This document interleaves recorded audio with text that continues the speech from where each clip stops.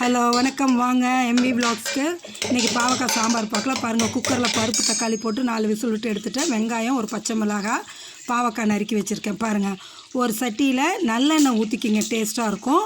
சாதம் வேகுது, அதில் கடுகும் வெந்தயமும் போட்டு தாளிங்க. தாளிச்சிட்டு நறுக்கி வச்ச வெங்காயத்தையும் அந்த ஒரு பச்சை மிளகாய் கிள்ளி வச்சுருக்கிறதையும் போட்டு வதக்குங்க. வதக்கிட்டு அதோடு வந்துட்டு நறுக்கி வச்ச பாவக்காயை போடுங்க. பாவக்காயை போட்டு மீடியம் ஃப்ளேமில் வச்சு வதக்குங்க. ஃபுல் ஃப்ளேமில் வைக்காதீங்க, மீடியம் ஃப்ளேமில் வச்சு வதக்கிடுங்க.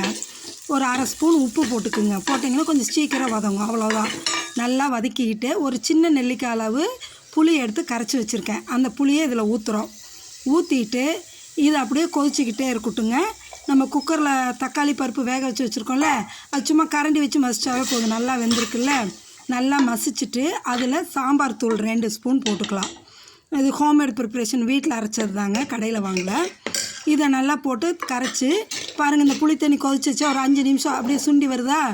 இப்போ அந்த மிளகாத்தூள் பருப்பு கரைச்சி வச்சதை எடுத்து ஊற்றிடுங்க.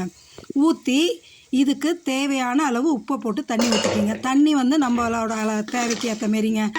சிலர் தண்ணியாக வச்சு சாப்பிடுவாங்க சாம்பார், சிலர் கெட்டியாக வைக்கணுமாங்க. எனக்கு மாடரேட்டாக இருந்தால் போதும், அதனால் இந்த அளவு தண்ணி போதும். கொஞ்சம் உப்பை போட்டு தண்ணி ஊற்றிட்டிங்கன்னா நல்லா கொதிக்க வச்சு இறக்கிட்டிங்கன்னா சூப்பரான பாவக்காய் சாம்பார் ரெடி. அடுத்தது பார்த்திங்கன்னா நம்ம பெலாக்கொட்டை வறுவலுக்கு வந்துடுவோம். தேங்காய், பெருஞ்சீரகம், சின்ன வெங்காயம், பெலாக்கொட்டை எல்லாம் ரெடியாக நறுக்கி வச்சுருக்கேன். பாருங்கள், ஒரு பாத்திரத்தை வச்சுட்டு அதில் வந்து எண்ணெய் ஊற்றி கடுகு பெருஞ்சீரகம் போட்டு தாளிங்க. தாளிச்சுட்டு அதோட வெங்காயத்தையும் போட்டு வதக்குங்க. இதோடைய பெலாக்கொட்டையும் போட்டு நல்லா வதக்குங்க. இதுக்கிடையில் மிக்ஸி ஜாரில் அந்த தேங்காயும் பெருஞ்சீரகம் போட்டு அரைச்சி எடுத்துக்குங்க. ஒரு அரை ஸ்பூன் அதில் கரம் மசாலா போட்டுக்குங்க. இந்த இதுக்கு தேவையான மஞ்சத்தூளும் மிளகாத்தூளும் 1 ஸ்பூன் போட்டால் போதுங்க. 1 ஸ்பூனை போட்டுட்டு இதுக்கு தேவையான அளவு உப்பை போட்டு தண்ணி இதுக்கு கொஞ்சம் நிறையாவே ஊற்றணும். ஏன்னா பெலாக்கொட்டை நல்லா சாஃப்டாக வேகணும், அதுக்காக தண்ணி நிறையாவே ஊற்றிக்கிங்க. ஊற்றி நல்லா கிளறி விட்டு மூடிடுங்க. சூப்பராக இது வெந்து வரட்டும். வெந்ததும் அந்த தேங்காய் அரைச்சிருக்கோம் இல்லையா, அதையும் ஊற்றி நல்லா கிளறி விடுங்க, வந்துடும்.